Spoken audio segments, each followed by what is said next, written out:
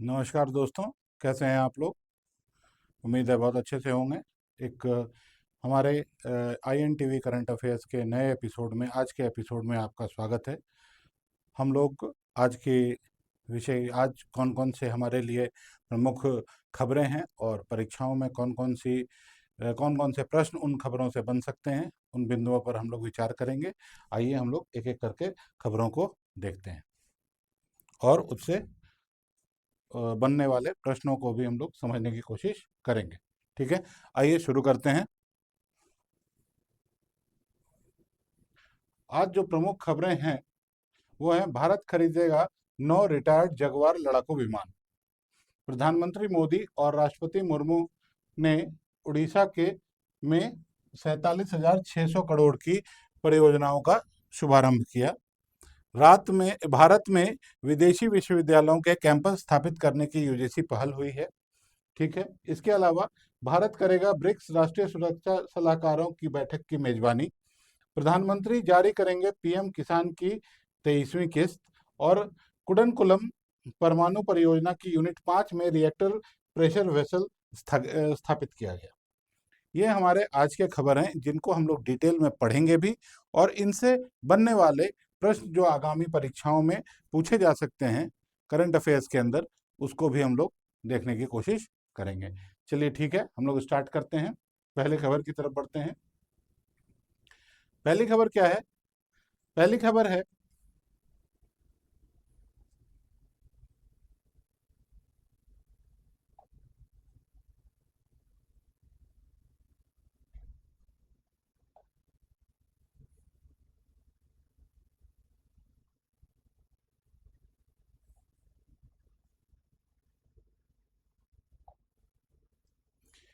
पहली खबर जो हमारे सामने है वो क्या है? भारत खरीदेगा 9 रिटायर्ड जगुआर जगुआर लड़ाकू विमान। भारत वर्ष 2026 में यूनाइटेड किंगडम से 9 रिटायर्ड सिपिकैट जगुआर लड़ाकू विमान खरीदेगा। अब सवाल उठता है, पुराने लड़ाकू विमान ये क्यों खरीदना चाह रहे हैं? पुराने लड़ाकू विमानों का हम लोग क्या करेंगे? बल्कि ये भी एक बात इसमें सत्य है कि भारत की वायुसेना एकमात्र वायुसेना है विश्व की जो जगुआर सिपिकैट को यूज कर रही है अभी तक करंट कम्बैट रोल में। ठीक है, फिर भी देखते हैं। इन विमानों का उपयोग स्पेयर पार्ट्स प्राप्त करने के लिए किया जाएगा, यानी कि उन विमान, जो पुराने विमान हम लोग खरीदेंगे, उन पुराने विमानों से हम लोग स्पेयर पार्ट्स निकालेंगे, और अभी जो हमारे पास फंक्शनल विमान हैं जगुआर कोटि के, उसके उसमें उन स्पेयर पार्ट्स को इस्तेमाल किया जाएगा। ठीक है, सिपिकैट जगुआर क्या है, पहले ये एक चीज जान लेते हैं हम लोग। सिपिकैट जगुआर एक ट्विन इंजन स्ट्राइक एयरक्राफ्ट है। ये दोहरे इंजन वाला एयरक्राफ्ट है जिसे ब्रिटेन और फ्रांस ने संयुक्त रूप से विकसित किया था। ये किसके द्वारा विकसित किया गया था? ब्रिटेन और फ्रांस दोनों मिलकर इन्होंने विकसित किया था इसको। और वर्तमान में भारतीय वायुसेना ही एकमात्र सक्रिय ऑपरेटर है, यानी कि यही चीज मैं आपको बता रहा था कि हमारी वायुसेना एकमात्र विश्व की ऐसी वायुसेना है जो कि अभी भी सक्रिय रूप से सिपिकैट जगुआर को ऑपरेट कर रही है। अदरवाइज और कोई भी इसको ऑपरेट नहीं कर रहा। कुछ दिनों पहले तक ओमान इसको करता था, लेकिन ओमान ने भी अपने वायुसेना से इसको रिटायर कर दिया है। ठीक है, भारतीय वायुसेना में के पास लगभग 115 से 120 जगुआर विमान हैं जो 230 से 232 तक सेवा में बने रह सकते हैं। कारण भी है इसके पीछे, क्योंकि वो क्या है कि हम जगुआर विमान जो हमारे पास हैं उसमें हमने रडार सिस्टम वगैरह सबको, कुछ उन्नत किस्म के जो हम बनाते हैं रडार वगैरह, उसको भी उसमें हम लोगों ने असेंबल किया है, जिसकी वजह से वो क्या है कि अभी 2030 से 2032 तक वो फंक्शनल रह सकते हैं। ठीक है, इस प्रश्न से, इस खबर से क्या क्या प्रश्न आगामी परीक्षाओं में पूछे जा सकते हैं? देखिए, विमान कौन सा है? ये सिपिकैट जगुआर। ठीक है, जिसके पुराने विमान जो खरीदे जा रहे हैं। ठीक है, इसका विकासकर्ता कौन है? किसने डेवलप किया था इसको? इसको फ्रांस और यूके कंसोर्टियम, यानी कि फ्रांस और यूके के संयोजन से ये बना था। प्रमुख बेस कहाँ पर ये जगुआर विमान हमारे भारत के कौन कौन से एयर बेस पे उपलब्ध हैं? ये हैं अंबाला, गोरखपुर और गुजरात के जामनगर में। ठीक है। स्पेयर पार्ट्स हेतु पूर्व स्रोत पहले एयर, ये स्पेयर पार्ट्स अभी नौ जो हम पुराने खरीद रहे हैं स्पेयर पार्ट्स के लिए, वो कहाँ से खरीद रहे हैं? वो खरीद रहे हैं हम लोग यूनाइटेड किंगडम से।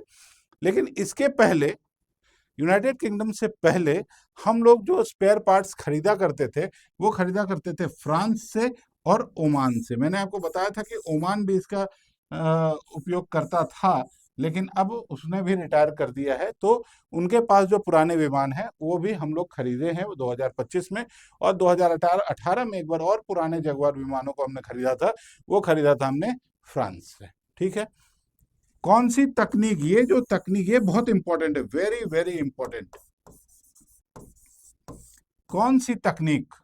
जो पुराने विमान खरीद के उसमें से हम लोग स्पेयर पार्ट्स निकाल के अपने नए विमानों को फंक्शनल बनाए रखते हैं, उस तकनीक को, उसका टेक्निकल नाम जो है उसको हम लोग बोलते हैं कैनिबलाइजेशन। कैनिबलाइजेशन, ये वर्ड बिल्कुल याद रखेंगे, कैनिबलाइजेशन। ठीक है। अब इसका मतलब क्या है? पुराने विमानों से पुर्जे निकालना, पुराने विमानों से पुर्जे निकालना और उसको नए विमानों में इस्तेमाल करना, ताकि उनकी फंक्शनैलिटी बनी रहे। ठीक है। तो अब हम लोग आगे बढ़ते हैं अगली खबर की तरफ। अगला खबर देखते हैं हम लोग क्या है।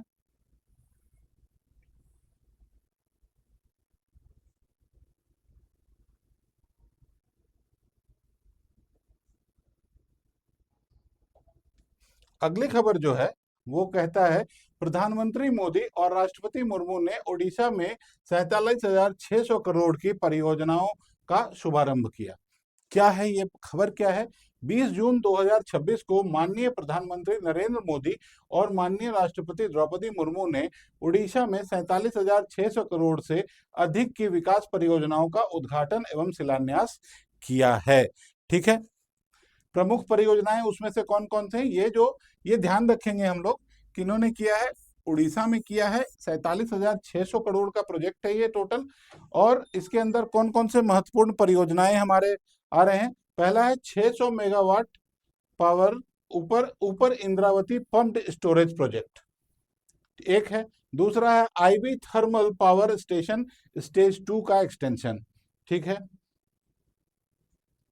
इसके बाद Bharat coal gasification and chemicals limited का एक प्रोजेक्ट है, जो अकेले 25,000 करोड़ का, यानी कि आधे से ज्यादा का प्रोजेक्ट तो यही है। ये प्रमुख प्रोजेक्ट है।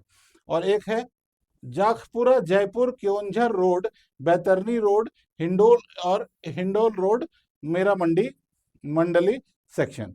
ये सड़कें बन रही हैं, उससे उससे कोल गैसिफिकेशन के लिए प्रोजेक्ट बन रहा है, उससे थर्मल पावर प्रोजेक्ट को एक्सपेंड किया जा रहा है, नए हाइडल पावर प्रोजेक्ट्स को हरी झंडी दिखाई जा रही है। ये सब मिला के ये समझना ये है कि क्या है, ये 47,600 करोड़ की परियोजनाओं का शुभारंभ किया गया है उड़ीसा में। किनके द्वारा? माननीय राष्ट्रपति द्रौपदी मुर्मू जी और माननीय प्रधानमंत्री श्री नरेंद्र मोदी के द्वारा। ठीक है। तो इससे, इस खबर से हमें क्या क्या इस खबर से हम लोगों को क्या क्या दिमाग में रखना है, क्या क्या ध्यान रखना है, जो आने वाली परीक्षाओं में जो प्रश्न पूछे जा सकते हैं उसके लिए देखिए, परीक्षाओं के लिए मुख्य बिंदु क्या क्या है। पहला, ये कुल परियोजना मूल्य कितना है? 47,600 करोड़ का। कौन से राज्य में ये परियोजनाएं चलेंगी? ये है उड़ीसा राज्य में। कहाँ पर ये परियोजना को जो शुभारंभ किया गया उसका आयोजन स्थल क्या था? रायरंगपुर, मयूरभंज में। ठीक है। और इस थीम, ये बहुत इंपॉर्टेंट है, इसका नारा या इसका थीम क्या माना गया है? इसको उड़िया भाषा में कहा गया है विकास धारा उड़ीसा सारा, विकास धारा उड़ीसा सारा। ठीक है। माननीय राष्ट्रपति द्रौपदी मुर्मू का जन्म 20 जून 1958 को हुआ था, ये ध्यान देने वाली बात है। और माननीय राष्ट्रपति जो है हमारी, वो उड़ीसा राज्य से ही बिलोंग करती हैं, इसीलिए ये हम लोगों को भी ध्यान रखना है। ठीक है। उम्मीद है ये प्रश्न आपको समझ में आए होंगे, क्या क्या मैं बात कर रहा हूँ यहाँ पे, कौन कौन से महत्वपूर्ण प्रश्नों की बात कर रहा हूँ। अगले खबर की तरफ हम लोग बढ़ते हैं।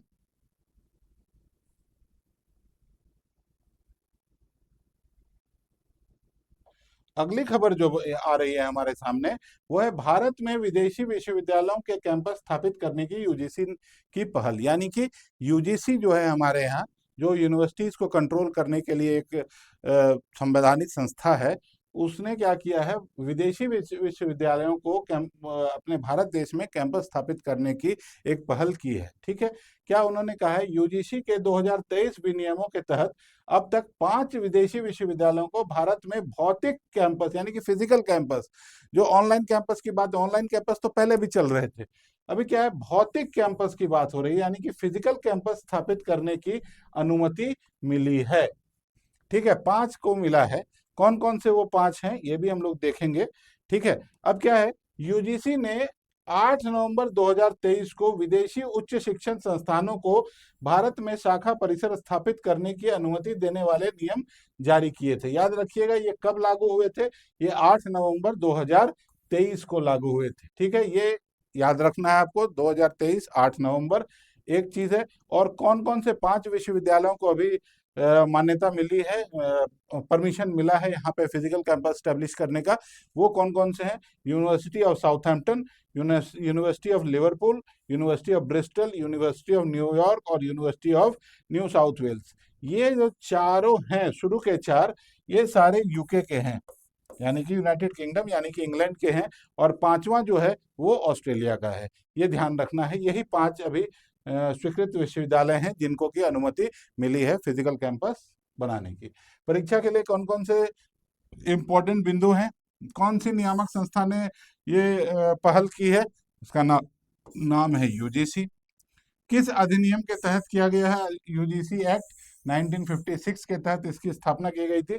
ठीक है, विनियम जारी कब हुआ था, ये रेगुलेशन कब जारी हुए हैं, 8 नवंबर 2023 को। प्रथम संचालन किसका शुरू हुआ है, सबसे पहले इन 5 में भी सबसे पहले जिनका संचालन शुरू हुआ है वो है यूनिवर्सिटी ऑफ साउथहैम्पटन का। वो कहाँ पर उन्होंने बनाया है भारत में कैंपस, वो उन्होंने बनाया गुरुग्राम में, यानी कि गुड़गांव में। ठीक है, यूएनएसडब्ल्यू कैंपस जो है वो बैंगलोर में बन रहा है। एक और यूनिवर्सिटी है ये, यूनिवर्सिटी ऑफ साउथ वेल्स। ठीक है, University of New South Wales, जो ऑस्ट्रेलिया की एकमात्र यूनिवर्सिटी है जिसको अभी मिला है यहाँ पे परमिशन, वो बेंगलुरु में स्थापित किया है उन्होंने कैंपस। और जो प्रथम इसकी जो 4 हैं इंग्लैंड की, उसमें से जो प्रथम संचालन शुरू हुआ है यूनिवर्सिटी ऑफ साउथहैम्पटन का, जो कि गुड़गांव में स्टार्ट हुआ है। ये संबंधित नीति कौन सी है, कौन सी नीति के तहत ये विनियम जारी किए गए हैं, ये है नेशनल एजुकेशन पॉलिसी, यानी कि एनईपी 2020 में जो लागू हुआ था, उसके तहत ये रेगुलेशंस बनाए गए हैं। ठीक है दोस्तों, आगे बढ़ते हैं हम लोग अगली खबर की तरफ। अगली खबर जो हमारे सामने आ रही है वो है, भारत करेगा ब्रिक्स राष्ट्रीय सुरक्षा सलाहकारों की बैठक की मेजबानी। क्यों चर्चा में है ये, आगामी जो 22-23 जून 2026 को ब्रिक्स नेशनल सिक्योरिटी एडवाइजर, जो भी ब्रिक्स देश हैं उसके जो सिक्योरिटी एडवाइजर्स हैं, वो लोगों उनकी मीटिंग की मेजबानी जो है वो भारत करने जा रहा है। इसीलिए ये खबर हमारे लिए महत्वपूर्ण है। बैठक की अध्यक्षता कौन करेंगे, बैठक की अध्यक्षता जो हमारे नेशनल सिक्योरिटी एडवाइजर हैं, जो भारत के नेशनल सिक्योरिटी एडवाइजर हैं, श्री अजीत डोभाल जी, जो एनएसए हैं हमारे, वो इस बैठक की अध्यक्षता करेंगे। और इस बैठक में जो मुख्य मुद्दा होगा डिस्कशन का, वो रहेगा non traditional security challenges confronting the world today. मतलब आज जो गैर पारंपरिक रूप से जो सुरक्षा में जो चुनौतियां आ रही हैं, उसको उस पर विचार किया जाएगा। ठीक है, परीक्षा के लिए मुख्य बिंदु कौन कौन से हैं इसमें देख लेते हैं हम लोग एक बार। पहला, कौन से संगठन की बात हो रही है, ब्रिक्स की। भारत का एनएसए कौन है, अजीत डोभाल जी। ये बैठक कब हो रही है, 22 से 23 जून 2026। प्रमुख मुद्दे क्या हैं, काउंटर टेररिज्म और साइबर सिक्योरिटी। ब्रिक्स में कौन कौन से देश हैं, ब्राजील, रशिया, इंडिया, चाइना और एस से है साउथ अफ्रीका, जो कि दक्षिण अफ्रीका शामिल हुआ था कब, 2010 में। ठीक है, आगामी ब्रिक्स समिट जो है, आने वाला जो ब्रिक्स समिट है सितंबर के महीने में, ये शिखर सम्मेलन होने वाला है ब्रिक्स देशों का, ये जो है ये भारत में ही सितंबर के माह में आयोजित किया जाएगा। ठीक है, तो हम लोग आगे बढ़ते हैं अगली खबर की तरफ।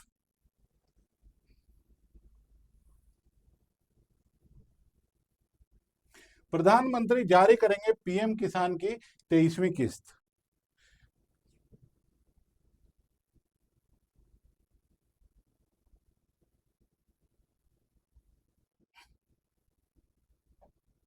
ये क्या खबर है? प्रधानमंत्री नरेंद्र मोदी 20 जून 2026 को पीएम किसान योजना की 23वीं किस्त जारी करेंगे। पीएम किसान योजना है क्या? पीएम किसान योजना क्या है? देखिए, यह एक केंद्रीय क्षेत्र योजना है जिसे फरवरी 2019 में शुरू किया गया था।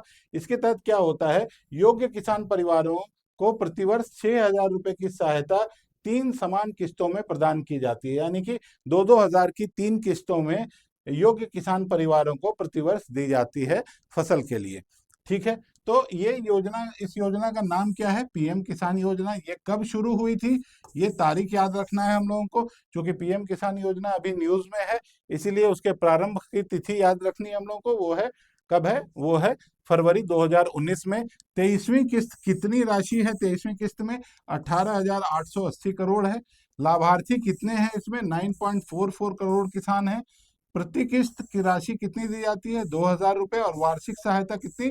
यानी 6,000, यानी कि 2-2 हजार की 3 किस्तें हर वर्ष दी जाती हैं। और ये डीबीटी मोड में ट्रांसफर किया जाता है। डीबीटी मोड का मतलब क्या होता है? Direct bank transfer. Direct bank transfer यानी कि किसानों के अकाउंट में सीधे ये राशि भेज दी जाती है। अगले खबर की तरफ बढ़ते हैं। अगला खबर जो है वो है कुडनकुलम परमाणु परियोजना की यूनिट 5 में रिएक्टर प्रेशर वेसल स्थापित किया गया।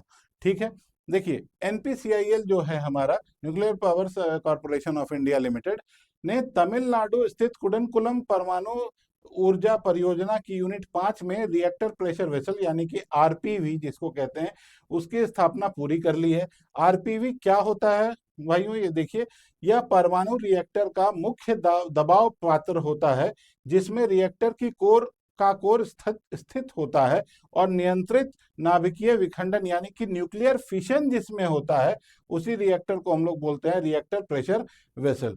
कुडनकुलम परियोजना क्या है? यह परियोजना तमिलनाडु के तिरुनेलवेली जिले में स्थित है और इसमें कुल 6 इकाइयां प्रस्तावित हैं। अभी हम लोगों ने क्या किया है? अभी 5वां स्थापित किया है, 6ठा और आने वाले भविष्य में स्थापित किया जाएगा। ठीक है, इससे संबंधित क्या प्रश्न वो पूछे जा सकते हैं? कौन सी परियोजना पे बात हो रही है? ये कुडनकुलम न्यूक्लियर पावर प्रोजेक्ट। राज्य कौन से राज्य से संबंधित है? ये तमिलनाडु। जिला कौन सा? तिरुनेलवेली में है। तकनीक क्या कौन सी यूज हो रही है? वीवीआर 1000 रिएक्टर नाम जो है इसका, ये ध्यान रख सकते हैं। प्रति इकाई क्षमता कितनी है? 1000 मेगावाट की, यानी कि टोटल ये 6000 मेगावाट की परियोजना है जिसमें 5000 अभी एक्टिव होगा। नियामक संस्था कौन है? एईआरबी है, यानी कि एटॉमिक एनर्जी रेगुलेटरी बोर्ड। सहयोगी देश, किसके सहयोग से ये काम किया जा रहा है? ये रूस के सहयोग से किया जा रहा है। रूस की परमाणु एजेंसी का नाम क्या है? रोसाटॉम। और भारत का परमाणु ऊर्जा लक्ष्य कितना है? 2047 तक, यानी कि जब हमारी स्वतंत्रता के 100 वर्ष पूरे हों उस समय हमारा लक्ष्य है कि 100 गीगावाट हम लोग प्रोड्यूस कर पाए एनर्जी, न्यूक्लियर एनर्जी। ठीक है, तो आगे बढ़ते हैं हम लोग। अच्छा, तो आज इतनी खबरें थी जो कि हाइलाइट्स बनी हुई थी, और आज हम लोग इम्पोर्टेंट खबर देखा। उससे कौन कौन से प्रश्न पूछे जा सकते हैं आगामी परीक्षाओं में, उसका हम लोगों ने डिस्कशन किया। उम्मीद है आपको ये डिस्कशन पसंद आई होगी। अगर ये डिस्कशन आपको अच्छी लगी है तो ये वीडियो आप शेयर कीजिए, अपने दोस्तों को बताइए, शेयर कीजिए, चैनल को सब्सक्राइब कीजिए, वीडियो को लाइक कीजिए और बेल आइकन को प्रेस कीजिए, जिससे कि आगामी आने वाली सभी वीडियोस की सूचना आप तक पहुंच जाए। धन्यवाद। फिर मिलते हैं कल एक नए एपिसोड के साथ।